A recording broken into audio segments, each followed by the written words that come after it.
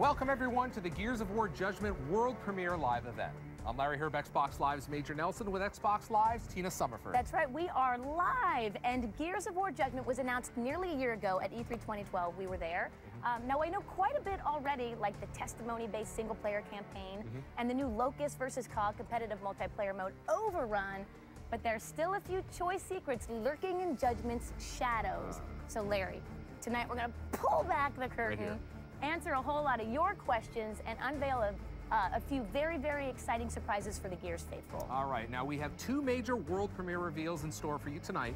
We'll also be chatting live with senior producers Chris Wynn and Alan Van Slyke from Epic Games right here in studio. Yes. Now, if you're watching this live at home, be sure to post your questions on Twitter using the hashtag GearsJudgment. We'll be picking your questions from the hashtag to ask live throughout the show. Plus, we'll be taking your tweets throughout the show, putting them up on screen, so be sure to share your reactions to the game as well as tonight's reveals. Wow, super community-driven show for you guys. Plug right in. Now also, if you are watching live, don't forget you still have roughly 15 minutes to enter for your chance to win a custom Gears of War Judgment console. Now, you cannot buy this in the store, correct? Absolutely not. And we're also going to give away some copies of the game, which will be available at launch time. Now listen, you can find all the details on how to enter right now at my blog at majornelson.com. Yes. Now, Tina, I want to ask you, you had some time down in North Carolina, right at Epic Games where they make the game. Yes. How'd that go? It was great. It was a great trip. I spent about 4 days, had a chance to talk to Alan and Chris, that you're going to be taking their live Q&A a little bit later in the show. Yep. But I also got a chance to sit down with Chris Perna. Now, he's the art director. He's been there since the very, very beginning. So not only did he do Judgment, the whole franchise is really his vision. So that was a great conversation, which you'll also get to see later on the show. And I heard you also spent some time. Are you about to call me out? Yes, I am. My understanding that you spent some time in the playtest lab. I did, and How'd that go? I got reamed. I just, as honest as I could be, I got killed over and over for hours and hours. But I had a great time doing it, and they were the men and women that made the game, so I really didn't have a shot at it. But the whole trip was really about survival and aftermath.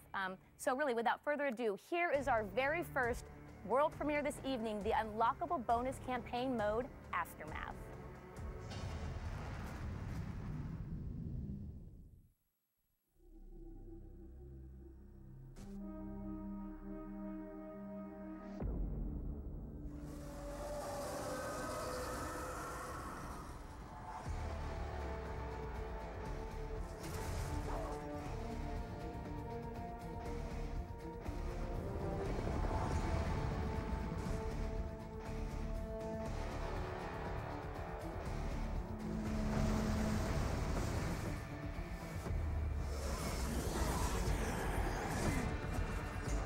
The easiest way to describe what the Aftermath campaign is, in the context of Gears of War 3, near the end of the game, Marcus and Dom go off in one direction toward Azura, and they send Baird and Cole off to find some supplies.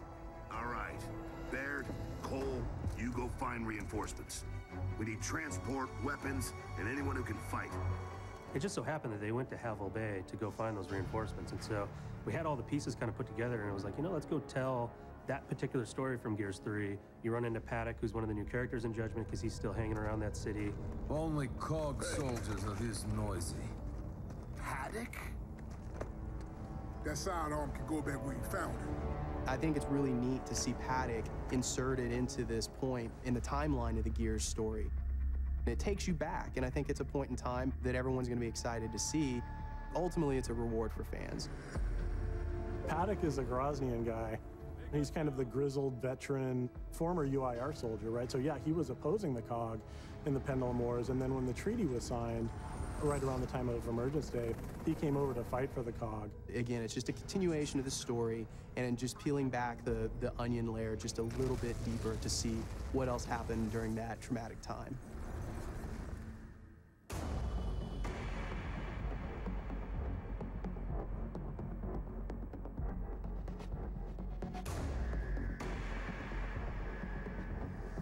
We built Aftermath in as an unlock. And so to unlock it, you earn stars. When you play through the main Judgment campaign, you're scored every section that you play through. We have a series of 3 stars that you can earn. You earn those stars by getting ribbons, you know, headshots and executions and those kinds of things. Also just by playing through the mission. If you take a Declassified mission, that will boost your stars. The declassification system changes the way that you play. It's an optional system that you can choose that'll actually add challenge and make it even more intense than, than it previously was. It also changes the testimony and changes the way that the story is told. The dust gunked things up pretty good, and the grubs were going in for close kills.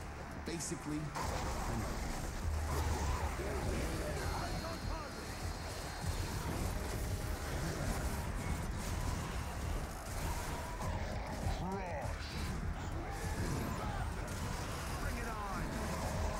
The very core, the very foundation of what we're trying to do in Judgment is all built on intensity. What led up to that is we had a lot of feelings that games get a little bit too easy these days, right? It's more about the experience as opposed to the challenge.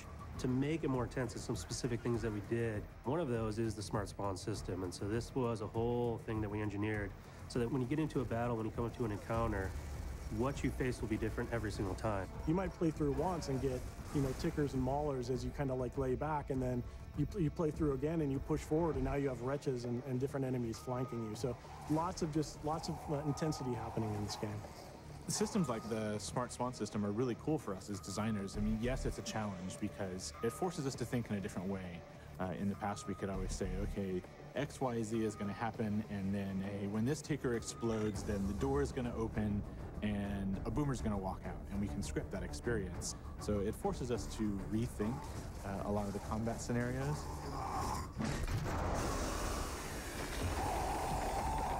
In a way, I really like that because it gave us the ability to put more story and more context into the environments and into the world itself, which really helps bring the universe to life a lot more.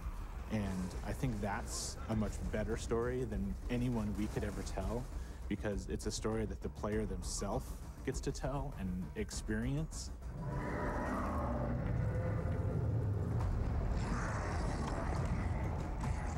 For us, it's a process of evolution. We don't want to just give the same experience over and over again, because that's really an injustice to the fans. And we want to make sure that we're delivering something that's progressing, not just both from a story standpoint, but from a franchise standpoint, but also from a gameplay standpoint.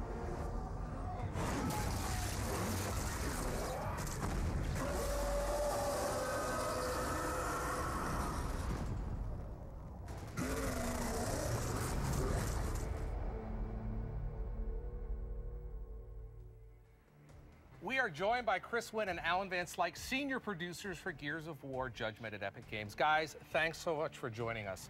Got to tell you, that looked fantastic. Now, we just saw the world premiere of Aftermath, but let's take a step back. I want you to tell us about the main campaign. Who's Kilo Squad, and what is their mission? Alan, do you want to take that? Yeah, so Kilo Squad, a couple of characters you already know, familiar to the Gears franchise. Barrett and Cole. These are the characters that, the Gears fans said, we want to hear more about these guys, and so let's explore more about them.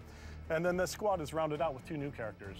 We have Garen Paddock, who's a former grizzled UIR veteran, been in the trenches, but came over to help the COG fight the Locust after Emergency. And then we have Sophia Hendrick, who's kind of a fresh-faced Onyx Guard cadet graduate, but hasn't seen any battle yet. Any real action. Absolutely. Great. Now we've got some announcements coming up. Chris, tell us about some of the announcements that you guys have made recently. Yeah, it's really exciting these days. When you make a game, you finish it up, you get it in the box and out to stores, and you continue to develop. We release content after the fact, and so we announced just last week we did a deal with Maxim Magazine to be able to bring 2 free maps to our fans. Mm-hmm. And then including in that, we actually adding back execution modes. So this is a fan favorite mode. They really asked for it to come back in Judgment, so we were able to do that, partner with Maxim, and bring that to people pretty early on. And then we also announced the details of our DLC plan. So we're going to add 6 new maps and even 2 new additional modes. And then that's all wrapped up in a season pass, so you can get a discount on the whole thing. So wait a minute, I get my season pass, I get access to all the content, I get a discount, and I get double XP? You do, yeah, you get double XP forever. Right. So as long as you play in those VIP playlists, you're gonna get double XP. Right. You also get the content early. You're gonna get it before everyone else, which I think is really cool. And then of course we added in some skins and characters that you'll get just by being a VIP. There's a lot going on there. All right, we're going to go, what we're going to do right now, the community has just voted on the gameplay they next want to see. We're doing this live. This is live television. We're kind of going by the seat of our pants. What you have chosen on Twitter is Domination. So Chris, Alan, let's bring up Domination here in the studio. We've got some gameplay here, and I want you to talk us through what we're seeing. Why don't you go ahead and do that? Yeah, Domination is a brand new mode we have in multiplayer, and so this is kind of an evolution of King of the Hill. Mm-hmm. You have 3 rings that are static on the map. These don't move around like they did in King of the Hill. And then your team's goal is to go capture those rings, and while you're holding them, you earn points, which you can see up there in the upper left-hand side of the screen. And the first team to the score threshold will win the match. And so what you have is it's a bit more competitive than what we had in the past. And we have these really close matches when we play tested in the labs back at Epic. You always know, by having those rings static on the map, and you know where ring A is, ring B is, ring C is, you always know where the action is, you always know where the fight is. And I think that's really one of the beautiful aspects of this mode. You always know where to go to get into the battle. Well, I noticed that Domination is that, you talked about where to go is in the battle, but it's a choke point. Everyone's being brought there, so you're going to get action on the way there, and then once you're there, it's nonstop, right? Yeah, that's right. Yeah, absolutely. And one of the things, that we've added to all of our multiplayer modes is this new vertical nature to the gameplay. So yeah, there's choke points, but it's no longer just a flat plain choke point. Now people can run upstairs, drop down, and flank you and surprise you. And so there's this whole new nature of strategy to the maps by adding this vertical nature to them. Tell me a little bit about, you mentioned play testing earlier. How important is play testing to a mode like this? It's massively important. I mean, you have to get the balance right. And so, particular to Domination, when we play test, a lot of it is the location of those rings. Right. Right. We want to make sure that the battle is not only fair between the two teams, but they're in the right locations where you set up really good fights. So, for example, this room here, you have 3 entry points. And so when you have one team defending in the middle, you have to kind of make sure you're watching all those entry points. And you've got some pipes you can duck behind. Yeah, and you take cover, of course, and find some really good places to kind of bunker down and defend, which is really important. Now, so you mentioned there's 3 rings. How does the gameplay progress in terms of the balance, and do I get one, do I move to the other? Tell me a little bit about that dynamic. Yeah, there's a lot of strategy involved in how you do that. So typically, there's one ring that's kind of near each team's spawn points, and so those are more easily captured, and then there's one that's kind of more in the middle, and then there's a lot more contention for that. So there's a lot of strategy and communication that has to happen to decide how you can essentially hold 2 or more of the 3 at all times so that you're accruing points faster than the other team. Yeah, and I think one thing that, so we just saw him jump out of a window there, and that was something that Alan was referring to earlier, is this new verticality that we have in our maps. And we also have, a bit new approach to level design, which really favors a mode like this. It's a much more circular in terms of its movement, and so you find it's a lot easier to move around as a team and find those choke points and find those battle areas. Now, I've had the chance to play this game, but one of the things I noticed right off was you kind of did some things with the weapons and the weapon switching. Tell us a little bit about that. Yeah, we optimized the control scheme actually in both multiplayer and the primary campaign. So now Y is a quick weapon swap, primary, secondary, just hit Y, boom, boom, switch back and forth. It really sped up the gameplay. And we've also gotten rid of all the D-pad functionality, moved the grenades to the left bumper. So now you can tap it, quick grenade throw while you're on the run. But I can still hold it down and get the angle. Yeah, if you want that traditional trajectory, the aiming arc, you can hold on to it, and you can always put it away too. If you pulled it out and you want to put it away, no problem. Great, that sounds great. Now listen, we're going to switch gears, so to speak, and go behind the scenes of the art direction in the Gears of War franchise. Tina caught up with art director Chris Pern to discuss the franchise, the visual identity, and how Judgment fits in.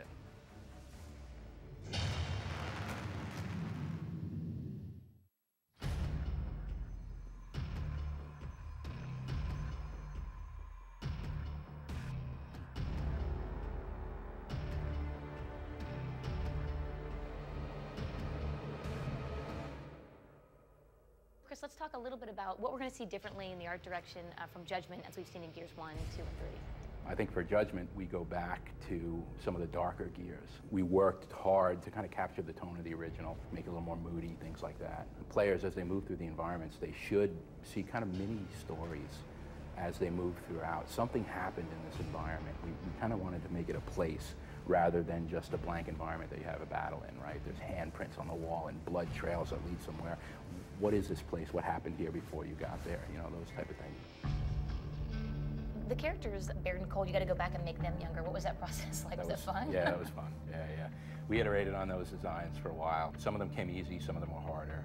Baird, of course, was a lieutenant before he got bumped down to private, and it was natural for us to kind of take him and clean him up. We upgraded his armor. He's got officer insignia on his armor and things like that. Cole was the same. We took Cole. We said, what would Cole look like during the thrash ball days, right? Because he's younger and it's almost a thrash ball. So he's more athletic. He's leaner. His face is younger. He's got more hair. Stuff like that. It was kind of fun to evolve those guys. And we wanted this cool like Hulk out kind of Locust. And the Rager was fun. He's like this little wimpy, skinny guy that comes out with a weapon and you kind of fire him. And as he takes damage, he just gets pissed off and he just starts to flush red and spikes come out and he gets nuts. And it was great to develop that character. And beyond just the artistic stuff, but there's also all the technical aspects of it. The engines change, different animators come in and out. How do you work as an artist with the tech, and does it evolve with the engine? Right, so it kind of evolves hand in hand. We take a look at what we want to do for the game, and we say, hey, you know, we want a darker, moodier game. What can we do with lighting? What can we do with bloom to give it maybe a more dreamy feel to some aspects of it? We want a lot of fire. How can we enhance flame lighting and flickering lights and things like that?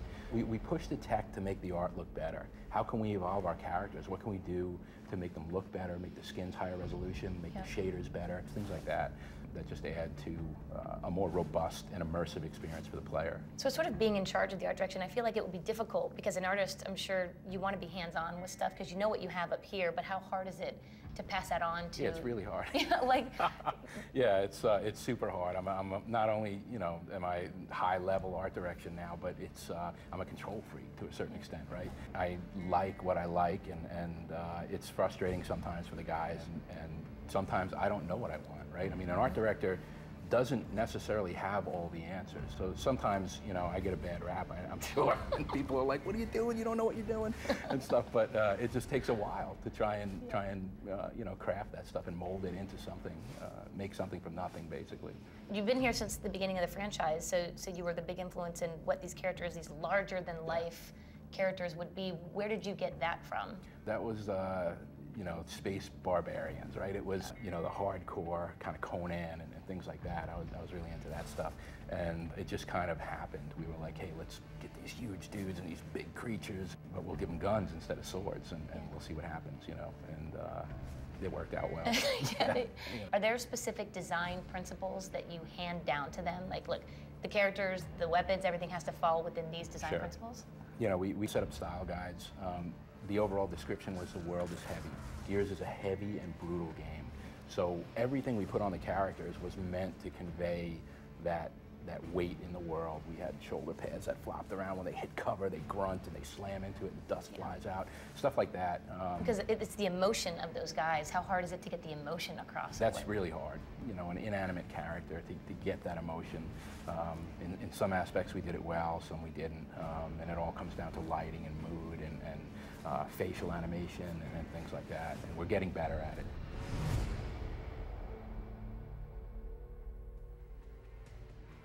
Chris Perna, director of art for the entire Epics, for the entire Gears of War series. Wow, that man has really got his fingerprints all over it. What's it like to work with him? Yeah, he really does have his fingerprints and his influence on the whole series. I was watching the Twitter feed at the bottom of the monitor there as it was going on, and someone said, you know, he's one of the best in the business, and in my opinion, he is the best in the business. I mean, he defines what an art director is and really creates just a beautiful game. You know, it's really great to work with him and his entire team, and kind of, you know, he sets the bar high and is infectious. And so it's really been a pleasure to work with him. But we also have to call out, you know, PCF. We're going for this new, you know, we've gone back before Gears of War 1 where everything is freshly destroyed and still on fire. So it's a really evolutionary visual ID for the franchise. And so it's, you know, Perna certainly has been instrumental in that, and PCF in collaboration as well. So it's been a great lot going on there. You mentioned Twitter. What do you say we go to Twitter now? We're going to turn the show over to you, the community.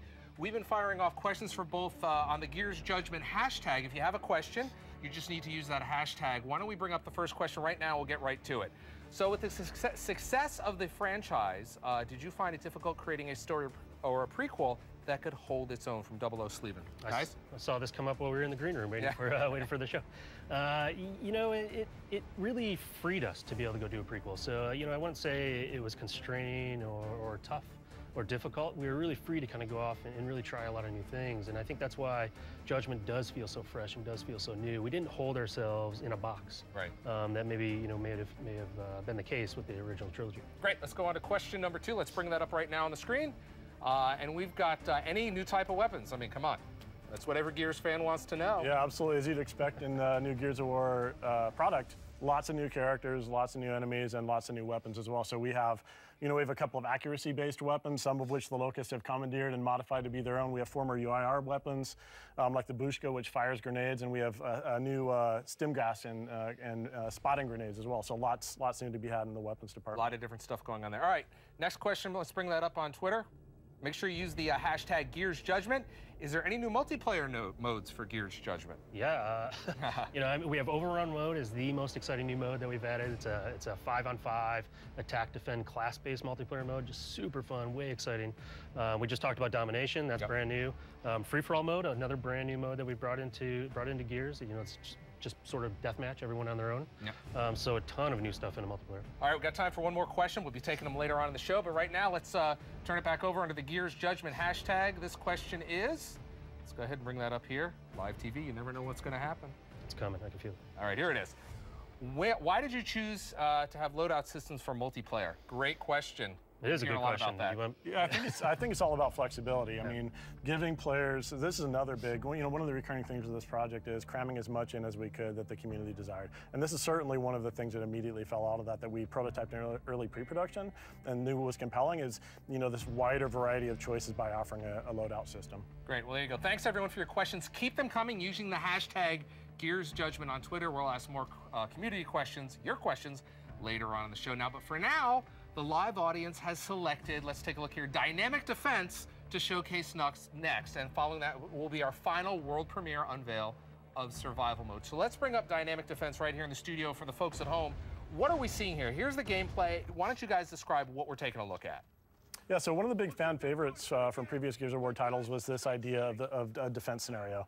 And so what we've done is no longer, you know, yes, part of the campaign you're charging through and conquering, but part of the campaign also, the Locusts are banging on the doors and they're encroaching upon you, and it's up for you to defend yourself. So we've added, as you can see, they're placing these new gameplay mechanic, which is a placeable sentry, and we have a couple of different types of sentries that have different ammunition types. And so it's up to you to defend your position within the map, and as the Locusts are coming upon you, to actually place the sentry, repair it, feed it as you need to, and ultimately survive so that you can continue. You're gonna end up having to defend against multiple waves of locusts. They're gonna kind of attack you in these waves, and you're gonna get a little break. You're gonna have time to kind of reset your defenses, think about your strategy in between those different waves, which really adds a nice element of strategy to it. So this is kind of a tower defense type thing in the campaign where you stop down and kind of have to defend this. One thing I noticed here is that, you know, as a player, you can pretty much set down the turrets anywhere. How does that affect the spawning system and the gameplay? Yeah, that plays really well into our new dynamic spawn system, where if you push the sentries forward, you know, the spawn system, it might react to you and spawn different types of enemies and flank you. And if you stay back and try to hunker down, they might come at you with a full frontal assault. So lots of variation and lots of strategy to be had with this new gameplay mechanic. I want to talk a little bit about the turrets that we're seeing us lay down here. What are the different types of turrets we have? Well, first of all, you'll notice you have to manage them. They run out of ammo. Yeah. So you need to go up and reload them. Yeah, you have to defend them because the Locust will try to destroy them. But you have a couple of different types. So you have a Nasher type, which is a shotgun type of a sentry, so it's going to blast a little bit of a wider radius. And then you have the assault rifle sentry, which has a longer range. It'll give a good string of bullets on those enemies, but it'll run out of ammo a little bit quicker as well. There you go. That's dynamic defense. All right. Now we get to the answer of the most asked answer and question for the Gears of War Judgment. And I got to ask this. What did you guys do to my Horde mode? What the hell happened? Survival is the answer. And we're going to have to take a look at this right now.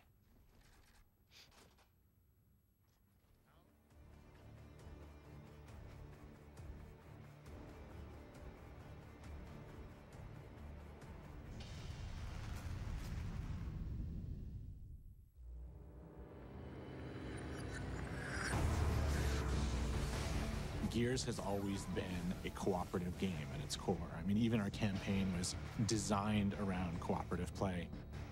The number one question I get is Horde mode coming back? I get that every single day on Twitter, so I couldn't wait to actually talk about survival.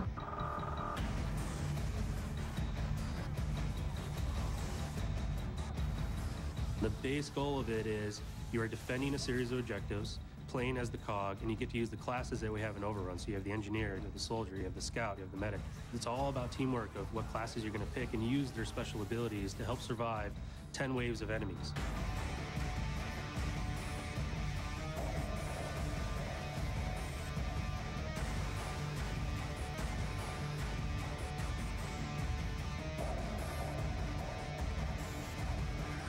It shares the same kind of like gameplay mechanics as Overrun.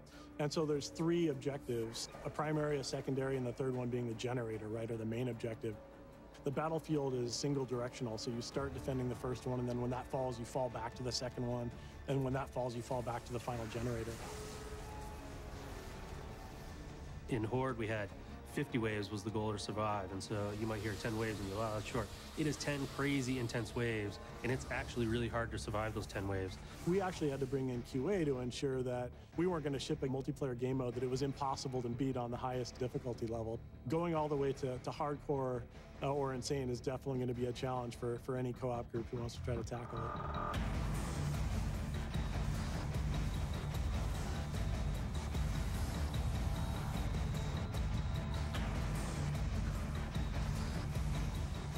I think the key abilities that you're going to see, if they're used well, give you a big, big advantage. If you have an engineer who's repairing a fence and the Locust forces are incoming, there's no way he's going to be able to repair that fence. And so you've got this moment where all of the classes are doing their thing, and it's all to protect the one engineer who is staying alive and not slowing down and not reloading and doing all this to save that one barrier that's protecting your objective. It's different every time. You know, it's going to be a different experience every single time using the smart spawn system. As you're changing and trying to figure out the best way to beat it, the game is changing on you, and so you're constantly having to adapt and figure out, oh man, we thought this was going to work, but now it's different because, you know, we're facing different enemies. How are we gonna team up and actually beat it this time? There's a lot of just little ways that they can work together and complement each other that make that so much more valuable than, hey, everybody just runs in with their Lancer and shoots stuff.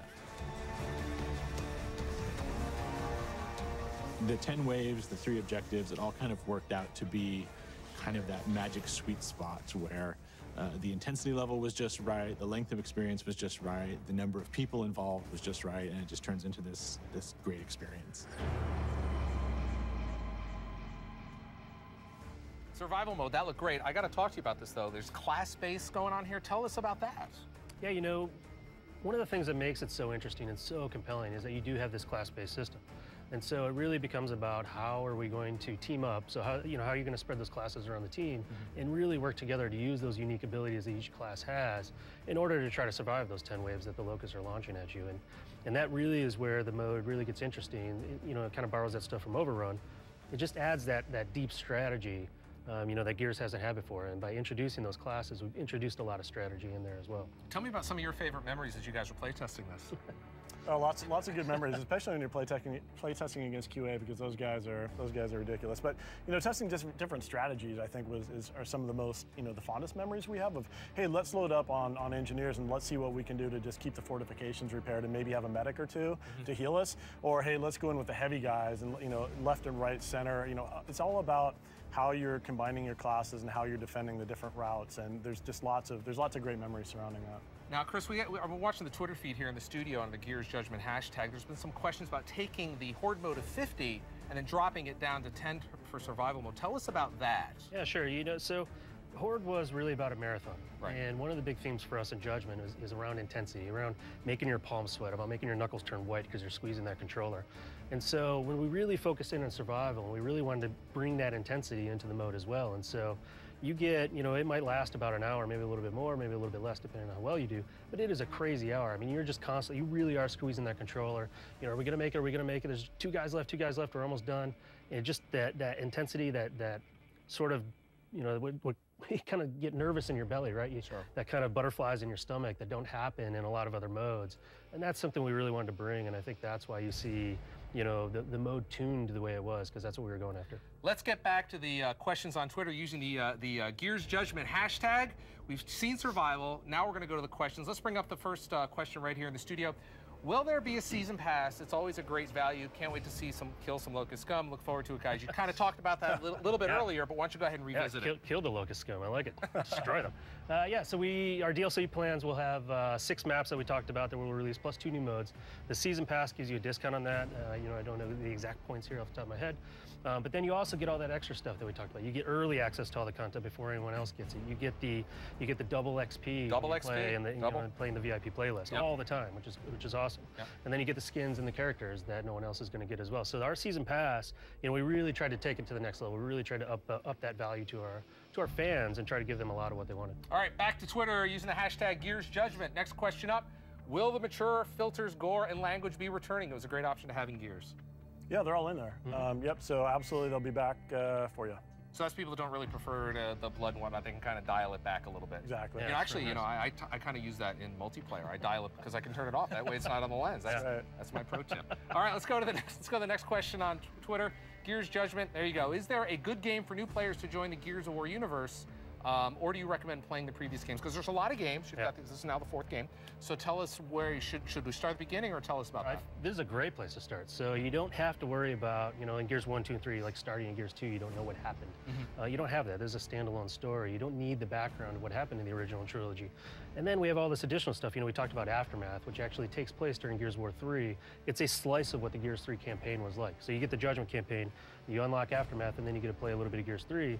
And then on those initial shipments of the game, we have a code to download Gears of War 1 digitally. For free. So, yeah, for free. So wait a minute. So when you buy the game, you're going to get basically Gears of 1 free to download. Yeah, that's right. And so you get Judgment, you get 1, you get a slice of 3, you get like that whole, you know, stretch of what we've done in the franchise, which I think is awesome. Lots of Gears. All right, back to Twitter. # Gears Judgment. Fire them our way. We will try to answer them. In your opinion, is Gears of War Judgment more difficult than the previous games? No, I wouldn't say it's more difficult. It's definitely, there's definitely a sense of urgency and intensity that you haven't seen before in a Gears of War title. I mean, going back before Gears of War 1 to when the Locust invasion is fresh and new and that people are still trying to react to it, brings a sense of intensity and urgency that you haven't seen before. Okay, I do think it's more strategic as well, you know, just based on the smart spawn system and having to look to see how you're going to get through there. You know, you do have to be a little bit more strategic than maybe you were in the past. All right, let's go to another question on Twitter. Let's bring this one up. Is there going to be an awesome girl character to play? Green Fairy LV. Let's see. Green Fairy would like. I'm guessing. Yes. Sophia Hendrick is a brand new character. She's a young rookie in the COG military. She's part of Kilo Squad, and so she makes an appearance in the game. One of my favorites is Alex Brand. He's a comic book character, and if you go pre-order the game at the Microsoft store, you get her as part of that incentive. And so, 2 really cool female characters right there. And of course, we have Anya returning as an incentive as well. So there you go. All right, now we still have one more gameplay showcase to highlight. So this time we're going to take a look at the Declassified missions. Guys, let's bring that up on the studio in here in studio for folks at home. Tell us about the Declassified missions and what that means. Yeah, so declassification system is a completely new system specific to the primary campaign of Gears of War Judgment. It's an optional system. So what you saw was that crimson omen on the wall indicating it's available to you, and there's 40 plus of these available to you throughout the campaign. Throughout the primary campaign. Okay. And these declassifications do 3 things. One is they change the rule set. So what you're seeing right here is that reduced visibility and the enemies are meleeing you. They are rushing right in on because this player has opted into it. The second thing that it does is it increases challenge, and so you see the star system on the top left where it's counting up your kind of performance. Well, if you opt into the declassification system, it gives you a star multiplier, so you earn more stars, which in turn means you get a whole bunch of additional content. You unlock additional content that way. And the last thing that it really does is it changes the way that the story is told. And the idea that you know, Kilo Squad is being judged through a tribunal, well, the declassification system will change the story. If you don't opt into it, you'll just hear the normal testimony. But if you opt into it, you're going to hear a change in the testimony, a change in the VO about, hey, this is what really happened during that period. And you mentioned something interesting there is that Barrett's giving his testimony, and you're actually playing that out as the story progresses, right? Exactly. As you play through and as you're giving your testimony, you get to play as the different characters giving their testimony. So you're going to hear the judge say, hey, we asked you to do this thing, and you went off, but it went horribly wrong. Recount to me exactly what you did and why. Now, I want to get back to the declassified missions here. Tell us about some of the different variables. We're seeing, obviously, there's a fog here, kind of like we have in the studio, and some short-range weapons. But what are some of the other variables that players are going to encounter in the game? Yeah, you'll see these environmental effects like fog or smoke. Some of them limit the weapons that you have available to you that you have to use to get through the mission. We have time-based ones, so having to get through it in a certain amount of time. We might throw a different set of enemies at you, like an additional set of a certain type of enemy. They really do change the game quite a bit. And what's great, like Alan said, they're optional. You can try it with it, and then with our system, we have a really easy way to go back and just replay a chapter. So maybe you can go try it without it. Maybe you thought you just want to see how it goes without it. Now, you guys have played them all. I want to ask you each one. What's your favorites, Alan? The timer-based ones are a lot of fun because there's already this sense of intensity and urgency, and it's just amplified. Right. When you know that the smart spawn system is trying to adjust to you, and now you have a timer restriction on top of that, it's really intense. All right, there you go. What about you, Chris? Yeah, actually the one we're watching is one of my favorites. You get this dusty room, and it's really hard to see. And so it changes the way you play the game, especially the way I play the game. I tend to be a little bit more further back, and I like to shoot the guys. And now all of a sudden I can't see, and they're right in my face. They're rushing at you. Yeah, I have to change the way I play the game, which is great. Now, what happens if I don't want to opt into this? You just keep going. How does that impact? Yeah, you know, you'll still get the main story, and you're still going to play through. you're just not going to get that additional challenge, and you're not going to get that a little bit of additional storytelling to kind of help flesh out the full thing for you. Sounds great. All right.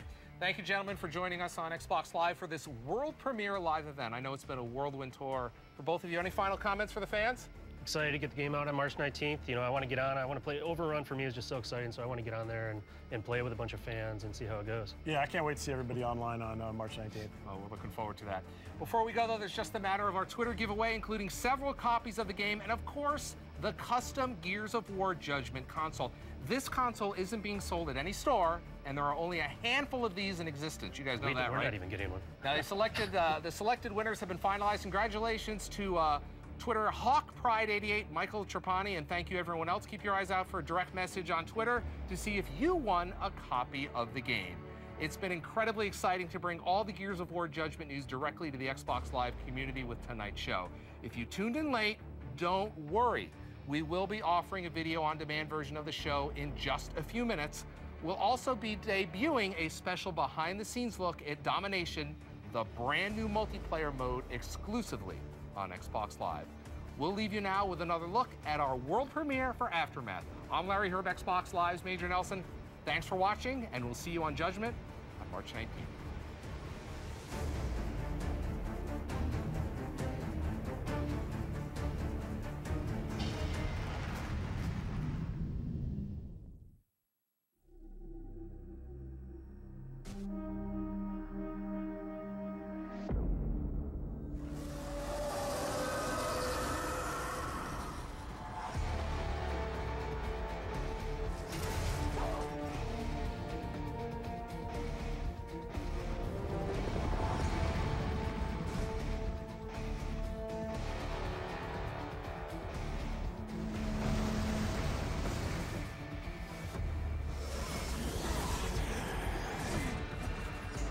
The easiest way to describe what the Aftermath campaign is, in the context of Gears of War 3, near the end of the game, Marcus and Dom go off in one direction toward Azura, and they send Baird and Cole off to find some supplies.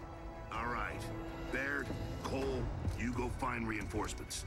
We need transport, weapons, and anyone who can fight. It just so happened that they went to Havel Bay to go find those reinforcements, and so we had all the pieces kind of put together, and it was like, you know, let's go tell that particular story from Gears 3. You run into Paddock, who's one of the new characters in Judgment, because he's still hanging around that city.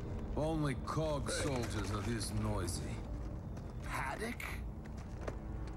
That sidearm can go back where you found it. I think it's really neat to see Paddock inserted into this point in the timeline of the Gears story. And it takes you back, and I think it's a point in time that everyone's going to be excited to see. Ultimately, it's a reward for fans. Paddock is a Groznian guy. He's kind of the grizzled veteran, former UIR soldier, right? So yeah, he was opposing the COG in the Pendulum Wars, and then when the treaty was signed, right around the time of Emergence Day, he came over to fight for the COG. Again, it's just a continuation of the story, and just peeling back the onion layer just a little bit deeper to see what else happened during that traumatic time.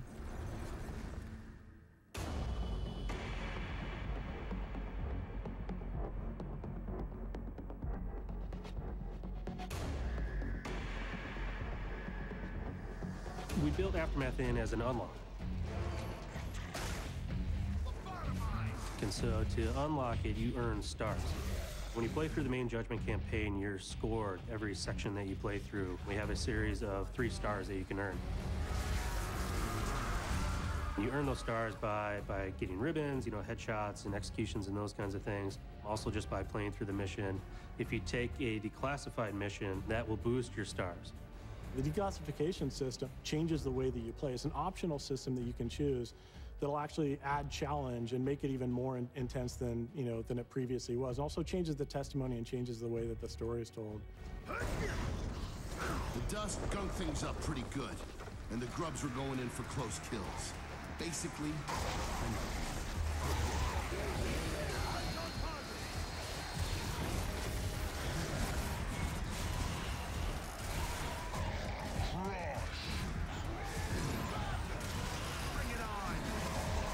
the very core, the very foundation of what we're trying to do in Judgment is all built on intensity. What led up to that is we had a lot of feelings that games get a little bit too easy these days, right? It's more about the experience as opposed to the challenge. To make it more intense, there's some specific things that we did. One of those is the smart spawn system, and so this was a whole thing that we engineered so that when you get into a battle, when you come into an encounter, what you face will be different every single time. You might play through once and get, you know, tickers and maulers as you kind of like lay back, and then you play through again and you push forward, and now you have wretches and different enemies flanking you. So lots of intensity happening in this game. Systems like the Smart Spawn system are really cool for us as designers. I mean, yes, it's a challenge because it forces us to think in a different way. In the past, we could always say, okay, X, Y, Z is going to happen, and then when this ticker explodes, then the door is going to open, and a boomer's going to walk out, and we can script that experience. So it forces us to rethink a lot of the combat scenarios.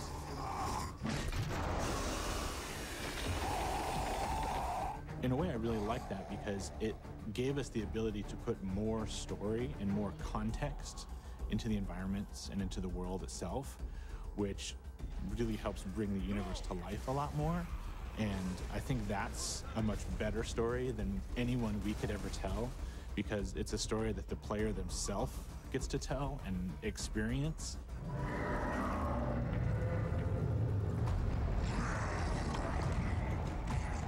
For us, it's a process of evolution. We don't want to just give the same experience over and over again, because that's really an injustice to the fans. And we want to make sure that we're delivering something that's progressing, not just both from a story standpoint, but from a franchise standpoint, but also from a gameplay standpoint.